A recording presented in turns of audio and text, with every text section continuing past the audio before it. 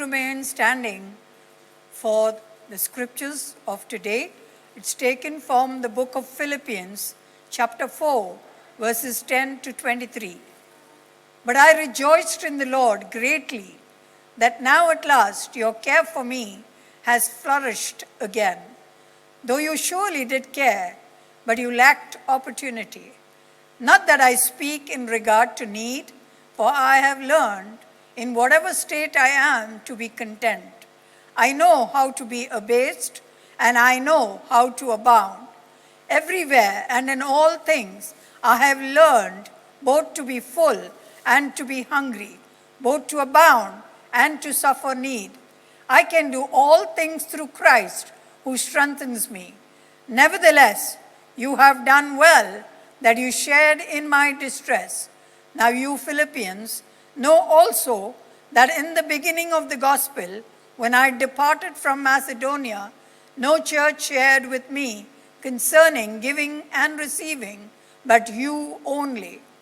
For even in Thessalonica, you sent aid once and again for my necessities. Not that I seek the gift, but I seek the fruit that abounds to your account. Indeed, I have all and abound. I am full, having received from Epaphroditus the things sent from you, a sweet-smelling aroma, an acceptable sacrifice, well-pleasing to God. And my God shall supply all your need according to his riches in glory by Christ Jesus. Now to our God and Father be glory forever and ever. Amen. Greet every saint in Christ Jesus. The brethren who are with me greet you. All the saints greet you, but especially those who are of Caesar's household. The grace of our Lord Jesus Christ be with you all. Amen. Father, we just want to thank you for this word. We ask, Lord, that you will give us all a fresh revelation of what we need to understand through these scriptures today. And I ask, Lord, that you will anoint my mouth as I speak. Amen. Please be seated. A little girl told her cousin that she was going to give her daddy a pair of slippers for his birthday. Where will you get the money from? Asked the cousin. She opened her eyes wide, smiled, and said, Why, Daddy will give me the money. For a moment the cousin was silent as she thought that the father would buy his own birthday present. The father loved the little girl and appreciated the gift, even though he paid for it himself. The thought was important that I need to give my dad a present. If you really think of it, you too have nothing. It belongs all to God. Whatever we have is his. We came with nothing. We will go with nothing. But he gives it to us because he loves us. So the first principle we learn is he owns it all. 2, he has given you a portion for your enjoyment. Maybe some have less, but some have more. But if you have more, there's no harm in sharing. Even if you have less, you are blessed if you share it with someone. I'm sure if the world's richest that we see, the names always being said that they are the richest, that if they share what they have, life will be beautiful on planet Earth. We do not have to wait to get to heaven to enjoy everything, because we would be blessed helping one another. So when we say a person is generous, we are talking about someone who is happy to share what they have. Maybe time, maybe money, maybe anything. Some kindness to somebody, a good, kind word to somebody. When a person does that, it's a sacrifice that they do to share what they have with someone else, whether it is big or small. And we call that sacrificial giving. A good example is found in 2 Samuel 24:24, when then the king said to Araunah, "No, but I will surely buy it from you for a price, nor will I offer burnt offerings to the Lord my God with that which has cost me nothing." King David had taken a census, and the people were being killed by the angel. And it stopped at this Araunah's place. And he was willing to give it to the king free. But what did King David say? "I do not want to give something or sacrifice something to God which has cost me nothing." In the Bible, we find many examples of sacrificial giving. I will just mention two. In 1 Kings 17:13, the widow at Zarephath first made for Elijah the prophet a cake with whatever she had left. And God blessed her with oil so that she and Elijah and her son were taken care of all through the drought. In Acts 2:44, the early church members sold whatever they had and put the money in front of the apostles so that they could share what they had. So that's why I said, if we give what we have, instead of just holding it either in the bank or somewhere else, someone will be blessed. And we want to bless others. Paul knew how to be content with whatever he had. Whether he was lacking or whether he had more, he was just contented to do what he was called to do, because his focus was only Jesus, and to do the work that he had called him to do. Paul detached himself from worldly things so that he could concentrate on the eternal. His secret was Christ's power is his strength.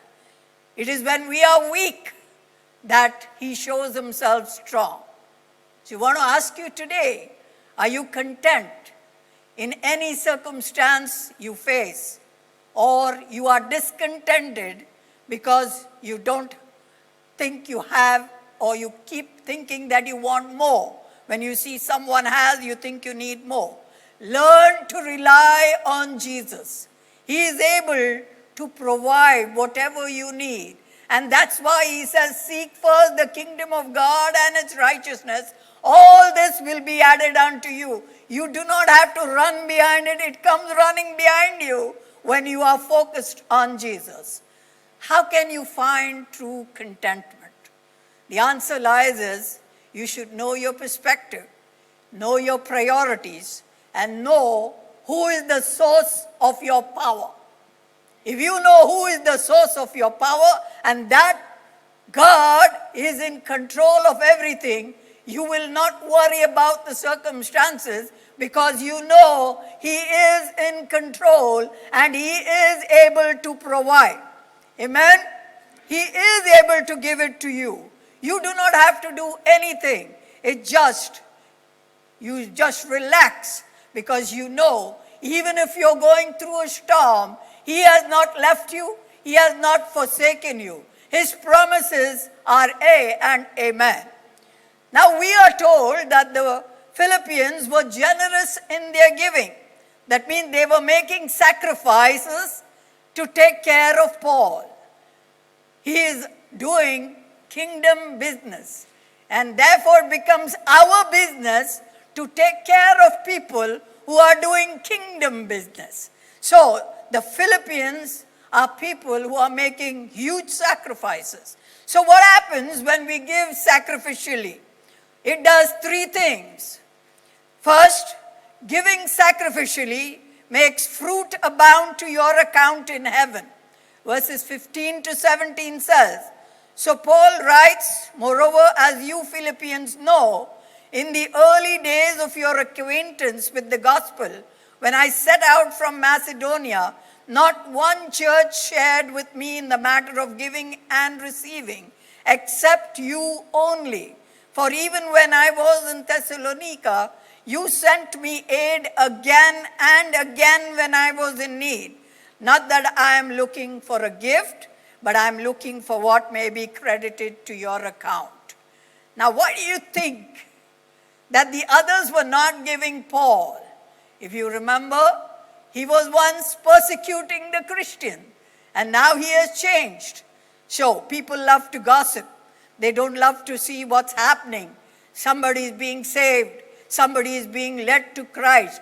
But we try to make sure that if the gospel is moving forward, we will say so and so is this, so and so is that. But God can change anyone just as he had changed Paul. And if he can change Paul, who was persecuting the Christian, it is not a big thing for him to change anyone. So our focus should be him. So he was not worried about the material gift.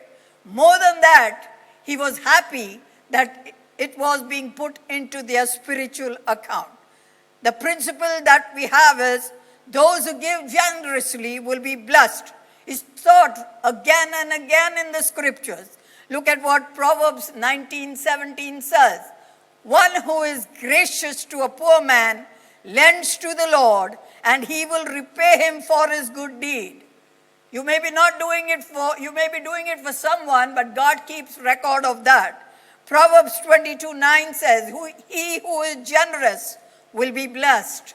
And Luke 6:38 says, give and it will be given to you. They will pour it into your lap, a good measure, pressed down, shaken together, and running over. For by your standard of measure, it will be measured to you in return.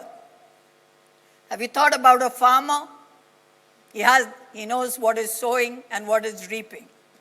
And if he puts good seed, he will definitely get good crops. So he gets it only after he works hard. He toils for long hours that he is able to reap a harvest. But he does not just sow today and look for the harvest tomorrow. Like the farmer, we believers must sow and invest what we have. Money, talent, time, maybe a hug, maybe a kind word, maybe some prayers together. When we invest in the kingdom of God, it is credited to our account. Well, all of us may be having a bank account. Unless you put something in it, you cannot withdraw anything. In the same way, you got to put into God's kingdom for you to reap something. Paul is saying to the believers in Philippi who have a generous heart. Now see, he's not saying it to them thinking that they can go to heaven straight away if they keep giving for his ministry. He's talking to the Philippians who are already saved. He's telling them, out of your poverty, you are still taking care of my needs. That means it is being credited into your spiritual account. Do you know of the widow with 2 mites? Well, all of them went there and put in their offering. Maybe the coins made a big sound because the rich people were putting lots. And this poor lady must have waited for all the rich people to finish. And then she slowly goes and puts in 2 mites. But Jesus clearly said that she put more than the others who put before. Why did he say that? Because she gave out of the abundance of what she had. She was poor, but she gave of that. And she put everything she had to live on. That means her full life, maybe she just put it in the box, saying, God bless me. I can imagine what she would have cried or what were her thoughts. Lord, bless me also like you've been blessing these people. You know, sometimes we don't understand what the needs are of poor people. Like the Philippian church, we too need to learn sacrificial giving. You may have little to give, but if you remember the boy with 5 loaves and 2 fishes, if he had not given that, the 5,000 would not have been fed. God is able to use what you have. So don't say it's little. Maybe that's what God is waiting for, to see how you are moving forward in faith, so that he can bless you as well as bless others. It all belongs to God, remember that. God loves a cheerful giver. He knows whether you've given it out of poverty or whether you really can manage to give and don't want to give. It is not the Philippians' gift, but their spirit of love and devotion that Paul appreciated the most. Second, giving sacrificially is a fragrant offering, an acceptable sacrifice pleasing to God. Verse 18 says, "Indeed, I have all and abound. I am full, having received from Epaphroditus the things sent from you, a sweet-smelling aroma, an acceptable sacrifice, well-pleasing to God." Paul is using Old Testament terms to describe the sacrificial gifts given by the Philippians. Leviticus 19:5 says, this is of the Old Testament, okay? "When you sacrifice a fellowship offering to the Lord, sacrifice it in such a way that it will be accepted on your behalf." And Psalm 51:19 says, "Then you will delight in the sacrifices of the righteous, in burnt offerings offered whole. Then bulls will be offered on your altar." Paul saw the Philippians' gift as a sacrificial act of worship to God. And such spiritual sacrifices are required in the New Testament, just like the animal sacrifices that were needed in the Old. Romans 12:1, Paul commands believers, "Present your bodies a living and holy sacrifice, acceptable to God, which is your spiritual service of worship." And Hebrews 13:15-16 says, "Through him then let us continually offer up a sacrifice of praise to God, that is the fruit of lips that give thanks to his name, and do not neglect doing good and sharing, for with such sacrifices God is pleased." God is pleased when we give with a heart that we want to really bless someone else. Paul knew that they would get spiritual blessings. Because of this, it was an acceptable sacrifice to God. When God accepts what you give, he blesses you, my friend. And the third thing is, giving sacrificially allows God to meet our needs according to his glorious riches in Christ Jesus. They would receive a spiritual blessing, but they would also be given whatever needs they had just now, that is on earth. 2 Corinthians 8:1-3 says, "Moreover, brethren, we make known to you the grace of God bestowed on the churches of Macedonia, that in a great trial of affliction, the abundance of their joy and their deep poverty abounded in the riches of their liberality. For I bear witness that according to their ability, yes, and beyond their ability, they were freely willing." The Philippians had sacrificially given, and in return, God would amplify and give them whatever they needed. Paul would not be in their debt. 2 Corinthians 9:6 says, "But this I say, he who sows sparingly will also reap sparingly, and he who sows bountifully will also reap bountifully." And Proverbs 3:9-10 says, "Honor the Lord with your possessions and with the first fruit of all your increase. So your barns will be filled with plenty, and your vats will overflow with new wine." You will discover that when you give, God is able to outgive. You cannot outgive God. He will give you more than you can think what he can give. Sacrificial giving is like a key you have to a treasure chest kept in heaven. And God is able to show you favor. Why? Because you're trusting him. Whatever you need, he is able to supply. You have to just keep your focus on God. Remember, you need to know the difference between wants and needs. We want everything. I would love to be a millionaire today, maybe, but that's not good for me. He knows what I need, and He blesses us with what we need so that we are able to also take care of others. He has the whole world to take care of. Not that He runs short of anything. He has. But we somehow, when we are living on this earth, we want to live a comfortable life, with no pains, no nothing, no worries. And that's why we ask, Lord, we want that, we want this, we want that. Just be happy to stay with what God has given you. In that way, you are able to bless Him. Otherwise, you may be always complaining that you don't have enough. Stay content with what you have. Now let's look at it this way.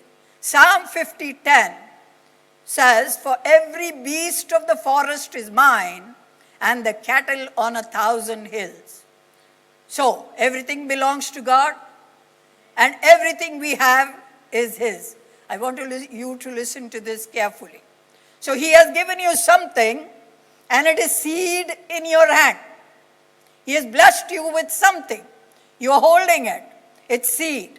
Now, if you know about sowing and reaping, if you hold on to the seed, you're not going to be reaping anything unless you sow it into something. So if you have 1,000 dinars and you don't want to part with it, that is seed. It cannot multiply. You want it to multiply, first and you say you love God and you love your neighbor. Well, if you love God, He says, put my 10% in my church, in my storehouse. And if you love your neighbor, you'll always want to take care of their needs. So that's how you can show your love to God and to your neighbor. How can you say you love God and your neighbor when you are holding it all up? You got to be generous. Solomon wrote in Proverbs 11:24-25, "There is one who scatters and yet increases all the more. And there is one who withholds what is justly due, and yet it results only in want. The generous man will be prosperous, and he who waters will himself be watered." Kingdom principle is, if you will sow sparingly, you will reap sparingly. If you will sow bountifully, you will reap bountifully. It all depends on you whether you want to be blessed. And if you want to be blessed, that's what you should do. Our Father wants to give us good things. He has already given us good things, and He wants to bless us with more. But if we keep holding to that seed, you keep holding to that seed without sowing it, you are not blessing yourself and you're not blessing others. We as believers in Christ should follow Christ's example because He came to bless us. He sacrificed Himself for us. Jesus could have said, "No, Dad, I'm not going down there. I don't want to die that painful death." In the Garden of Gethsemane, He could have said no, but He didn't. What should truly motivate you to give like the Philippians? You remember that it's all God's. And when you give in faith back to Him what's His, you put it in His hand and He is able to bless you. You want to be blessed, that's what you need to do. It belongs to Christ. It belongs to Him. He has given it to us to enjoy. So sacrificial giving is three things. It puts credit in your account in heaven. It's a fragrant offering, an acceptable sacrifice pleasing to God. And number three, it allows God to meet our needs according to His glorious riches in Jesus. I challenge you today to give sacrificially to God. Give off your money. Give off your time. Give off the resources. Give off your life. Whatever. Even if you have 5 loaves and 2 fishes, give it. A miracle can come through it. You can never outgive God. Don't block your blessings. Sow bountifully and reap bountifully. We are blessed to be a blessing. Amen. Let's pray. Father, we just want to thank you. Lord, thank you that the Philippians had a heart to bless Paul and his ministry. They were actually blessing you, Lord. With what you had given them, they were faithful so that you could bless not only Paul, you could bless them as well. We also look forward to bless and help those in need. We believe that you brought us here or wherever we go or wherever we are, that your principle is sowing and reaping. If you will sow sparingly, you will reap sparingly. And if you do it generously, you will bless us bountifully. Lord, help us to be cheerful givers. We love you, Lord. Thank you for all that you have blessed us with. We give you all the praise, honor, and glory. In Jesus' mighty name we pray. Amen.